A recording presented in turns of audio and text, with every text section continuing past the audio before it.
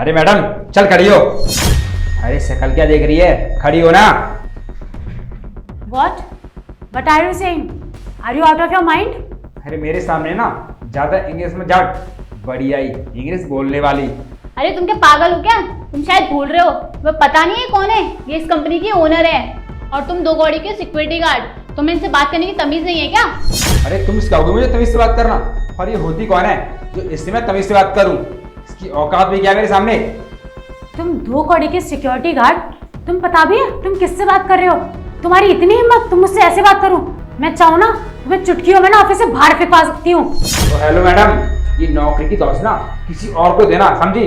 अगर तेरे अंदर हिम्मत है ना तो निकाल के दिखा मुझे नौकरी से। देख रहे हो इसे, आज तक इसने मुझसे इस तरीके से कभी बात नहीं की है और आज इतनी बदतमीजी पे उतर आया है कि मुझसे कैसे बात कर रहा है। हाँ मैम। ओए तू भूल गया क्या कि ये कौन है? तुझे पता भी है इन्होंने ना तेरे को ये जॉब पर रख रखा है, और अगर तू यहाँ से जाएगा ना तो तेरे को कहीं और नौकरी भी नहीं मिलेगी। अब ये जो सिक्योरिटी गार्ड की जॉब कर रहा है ना, ये भी नसीब नहीं होगी। और तेरे को अकल वकल नहीं है क्या कि किस इंसान से किस तरीके से बात करनी चाहिए? और मेरे तो ये समझ नहीं आ रहा कि तेरे को हो क्या है। तो कुछ टाइम पहले तक तो बिल्कुल सही था, अचानक से तेरे को क्या होगा? इतनी बदतमीजी से बात।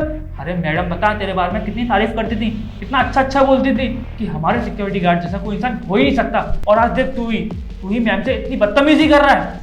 हाँ मैं करता था पहले तमीज से बात, लेकिन आज मैंने इस मैडम से बदतमीजी करी ना, तो अगर इसके अंदर हिम्मत है तो मुझे नौकरी से निकाल के देगा। मैं यहीं पे खड़ा हूँ। और हाँ, मेरी बात ना कान खोलकर सुन ले, और अगर मुझे नौकरी से निकाल दिया ना तो तेरी कंपनी ना पूरी डूब जाएगी, घाटे में चली जाएगी। अच्छा, मतलब तू ये कहना चाहता है कि मेरी ये जो कंपनी है वो तेरी वजह से चल रही है, और अगर तू इस कंपनी से चला जाएगा, मैं तुझे निकाल देती हूँ तो मेरी कंपनी डूब जाएगी।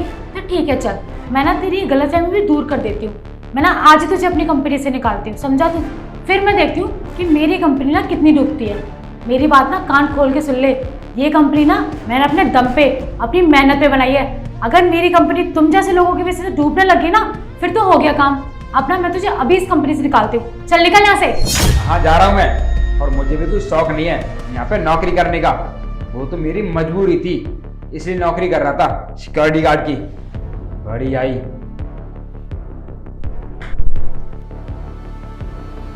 अच्छा हुआ मैम आपने इसको नौकरी से निकाल दिया, ये ना ज़्यादा ही हवा में उड़ रहा था। और वो तो अच्छा हुआ कि किसी ने सुना नहीं, अगर कोई सुनता तो आपकी तो पूरी ऑफिस में बदनामी हो जाती कि 2 कौड़ी का सिक्योरिटी गार्ड आपको सुना गया। बहुत सही किया आपने, ये ना है ही नहीं इस नौकरी के लायक। बोलते हैं ना कुत्तों की हजम होता नहीं है, इसको ना इतनी इज्जत मिल रही थी इस ऑफिस में, वो सारी इसको हजम नहीं हो रही थी। हाँ सही कह रहे हो तुम, पता नहीं इसको क्या हो गया है, किस तरीके से बात कर रहा है। आज तक कभी इसने मुझसे ऐसे बात नहीं की है, मुझे इतना बुरा लगा इसने मुझसे ऐसे बात की। खैर छोड़ो, तुम दोनों जाओ और अपना पेनिंग वर्क करो, ठीक है? जी मैम।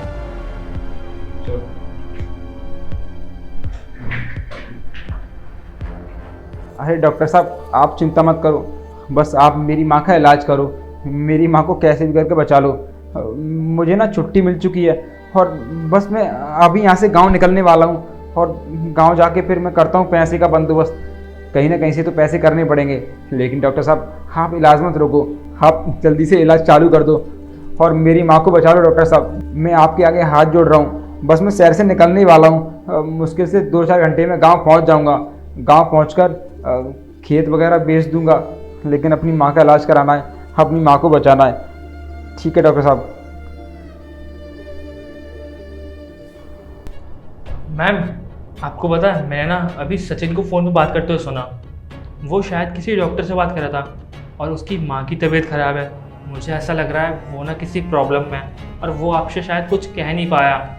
मैम एक बार हो सके तो ना आप उससे क्लियर कर ही लो, क्योंकि बेचारा ना बहुत परेशान लग रहा था और बोल रहा था डॉक्टर को कि वो जल्दी से जल्द पैसे अरेंज करके डॉक्टर को दे देगा। मुझे तो ऐसा लग रहा है कुछ सीरियस कंडीशन है, और वो गाँव भी जाने की बात कर रहा था। और मैम आपको याद होगा उसने कुछ दिन पहले आपसे छुट्टी की बोली भी थी, लेकिन उसने रीज़न नहीं बताया था तो आपने उसको छुट्टी नहीं दी। अच्छा, मतलब मैं जो भी सोच रही हूँ उसके बारे में वो सही है, वो सच में किसी प्रॉब्लम में है। शायद इसी वजह से उसने मुझसे इस तरीके से बात की, वरना मैं उसे अच्छे से जानती हूँ, वैसे कभी भी नहीं कर सकता। ठीक है, मैं काम करती हूँ, मैं सचिन को कॉल करके भी बुलाती हूँ और मैं पूछती हूँ कि बात क्या है। ठीक है? हाँ मैम। हेलो, सचिन को अंदर भेजना ज़रा। देखो मुझे ये बताओ कि बात क्या है, मुझे जाननी है कि ऐसी कौन सी बात है जिसकी वजह से तुम मुझसे इस तरीके से बात कर रहे हो। क्योंकि जितना मैं तुम्हें जानती हूँ, मुझे अच्छे से पता है कि तुम ऐसे हो ही नहीं। तुम मुझसे इस तरीके से बात कर रहे हो, इसके पीछे सच में कोई वजह है और तुम बता नहीं रहे हो। देखो, अगर तुम मुझे बताओगे तो शायद मैं तुम्हारी हेल्प कर पाऊँ, क्योंकि आज से पहले कभी तुमने मुझसे इस तरीके से बात नहीं की, मुझसे बदतमीज़ और इतनी इंसल्ट नहीं की मेरी। और आज जो तुमने किया मुझे देख के बहुत अजीब लगा। पक्का कोई तो बात है, क्योंकि मेरा दिल मानने के लिए तैयार ही नहीं है कि तुम मुझसे इस तरीके से बात कर सकते हो। देखो, अगर कोई बात है तो तुम मुझे बताओ, मैं तुम्हारी हेल्प करूँगी, क्योंकि मुझे अच्छे से पता है इस तरीके से बात करने के पीछे कोई वजह है जो तुम मुझसे ऐसे बदतमीज़ी से बात कर रहे हो। देखो, मैं तुम्हें अच्छे से जानती हूँ कि तुम ऐसे बिल्कुल भी नहीं हो। तुम बहुत ही शांत इंसान हो, तुम किसी से भी इस तरीके से बात नहीं करते हो। तुम्हारे पुराने रिकॉर्ड्स में भी देख लो, तो अगर किसी ने भी तुमसे बदतमीज़ी भी किया ना, तो उससे भी तुमने प्यार से बात की है। तो मुझे अच्छे से पता है कि तुम सबसे तमीज़ से पेश आते हो। देखो, तुम सच सच बताओ कि आखिर बात क्या है, क्योंकि बात तो कोई ना कोई है, तभी तुम ऐसे कर रहे हो, वरना तुम कभी ऐसा नहीं करते। मुझे इतना तो भरोसा है तुम पे। अगर तुम मुझे अपनी प्रॉब्लम बताओगे तो मैं तुम्हारी हेल्प ही करूँगी। हाँ मैम, आप जो भी सोच रहे हो बिल्कुल सही सोच रहे हो और आप सही बोल रहे हो। मैंने आज से पहले आपसे क्या, इस कंपनी के किसी भी एम्प्लॉय से बदतमीज़ी से बात नहीं करी है, हमेशा अच्छे तरीके से बात करी है। लेकिन आज मैंने आपसे बदतमीज़ी करी क्योंकि मेरी मजबूरी थी, और मेरी मजबूरी थी मेरी माँ। मैम, मेरी माँ की तबीयत ना बहुत ज़्यादा ख़राब है, और गांव में तो कोई मेरे अलावा है ही नहीं जो माँ की देखभाल कर सके। और मेरे परिवार में मैं ही हूँ जो सिर्फ माँ की देखभाल कर सकता हूँ, और मेरे अलावा कोई नहीं है। और मेरी माँ की तबीयत खराब आज से नहीं है, काफ़ी दिन हो गए, लेकिन मैं यहाँ से जा ही नहीं पा रहा हूँ गांव में। पिछले 15 दिन से कॉल आ रहे हैं कि मेरी माँ की तबीयत बहुत ज़्यादा ख़राब है, और मैं भी आपसे डेली बोल रहा हूँ कि प्लीज़ मुझे छुट्टी दे दो। लेकिन आप तो बस ये कह के टाल देती हो कि कल मिल जाएगी छुट्टी, आज मिल जाएगी, लेकिन आज तक छुट्टी नहीं मिली। आप खुद सोचिए, अगर मेरी माँ की देखभाल मैं नहीं करूँगा तो और कौन करेगा? और इसलिए मुझे आपसे बदतमीज़ी करनी पड़ी। मुझे बहुत बुरा लगा जब मैंने आपके साथ बदतमीज़ी से बात करी, लेकिन मेरे पास और कोई प्लान नहीं था गांव वापस जाने का, माँ की देखभाल करने का। तो मैंने सोचा अगर मैं आपसे इस तरीके से बात करूँगा तो आप मुझे नौकरी से निकाल दोगे, और जब मैं नौकरी से निकल ही जाऊँगा तो मैं सीधा अपने गांव जाऊँगा, वहाँ पर जाके अपने माँ की देखभाल करूँगा, अपनी माँ का इलाज करवाऊँगा। और प्लीज़ मैडम, मुझे माफ़ कर दो। मैंने आपके साथ कितनी बदतमीजी करी और आपको कितना उल्टा सीधा बोला, लेकिन मैडम मैं क्या करता। इस सब का रीज़न सिर्फ मेरी माँ थी। मैं ना अपनी माँ से बहुत प्यार करता हूँ। आप खुद सोचिए मैडम, मेरी माँ की देखभाल करने वाला गांव में कोई भी नहीं है, सिर्फ मैं ही हूँ जो अपनी माँ की देखभाल कर सकता हूँ। मैम, सच में मेरी माँ की तबीयत बहुत ज़्यादा ख़राब है और मुझे छुट्टी चाहिए। प्लीज़ मैम, मुझे माफ़ कर दो।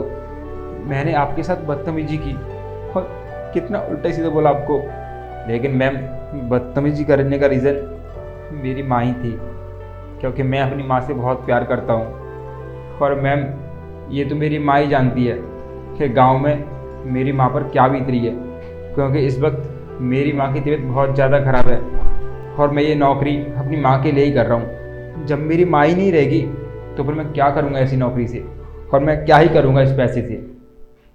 और मैम, आप खुद सोचिए, अगर मेरी माँ की जगह आपकी माँ होती तो आपको कैसा लगता। ठीक वैसे ही मुझे बहुत बुरा लग रहा है कि मेरी माँ की तबीयत ख़राब है और गांव में उनकी देखभाल करने वाला कोई भी नहीं है, और मेरी माँ का मेरे अलावा है ही कौन इस दुनिया में जो उनकी देखभाल कर सके। और बुरे वक्त में मैं अपनी माँ का साथ नहीं दूंगा तो और कौन देगा मैम। और मैम, यही एक वजह थी जो मैंने आपके साथ बदतमीजी की, ताकि आप मुझे नौकरी से निकाल दो और नौकरी छोड़ने के बाद सीधा मैं गांव जाऊं और अपनी माँ का इलाज कराऊं। और डॉक्टर का भी कॉल आया था तो मैंने उससे आज बोल दिया कि मैं आज गांव वापस आ रहा हूं, इलाज में जितने भी पैसे लगेंगे वो सारे पैसे आज आपको दे दूंगा, लेकिन मेरी माँ का इलाज मत रोको, मेरी माँ का इलाज कर दो। और प्लीज़ मैम, हो सके तो मुझे माफ़ कर दो, मैं आपके आगे हाथ जोड़ रहा हूँ। मैंने आपके साथ बदतमीजी की। आई एम सॉरी सचिन, मैं तुम्हें समझ नहीं पाई और तुम सही बोल रहे हो, माँ से बढ़कर कोई नहीं होता। प्लीज़ मुझे माफ़ कर देना, मुझे बहुत बड़ी मिसअंडरस्टैंडिंग हो गई थी। अगर मुझे पता होता कि तुम्हारी माँ की सच में तबीयत ख़राब है तो मैं तुम्हें कब का छुट्टी दे देती। मुझे लगा कि तुम नाटक कर रहे होगे, हर 1-2 दिन बाद छुट्टी लेने लग जाते हो। इसकी वजह से ऑफिस में बहुत दिक्कत होती है, तो इसी वजह से मैं इग्नोर कर रही थी। लेकिन मुझसे बहुत बड़ी गलती हो गई। मुझे लगा कि तुम अपनी माँ की बीमारी का बहाना देते हो और कुछ नहीं। नहीं मैम, ऐसा कुछ नहीं है। और आप ना मेरे बारे में गलत सोच रहे थे। अगर आपको ऐसा लग रहा था कि मैं छुट्टी लेने का बहाना बना रहा हूँ तो आप एक बार मुझसे पूछ लेते, एक बार मुझसे बात तो करके देखते।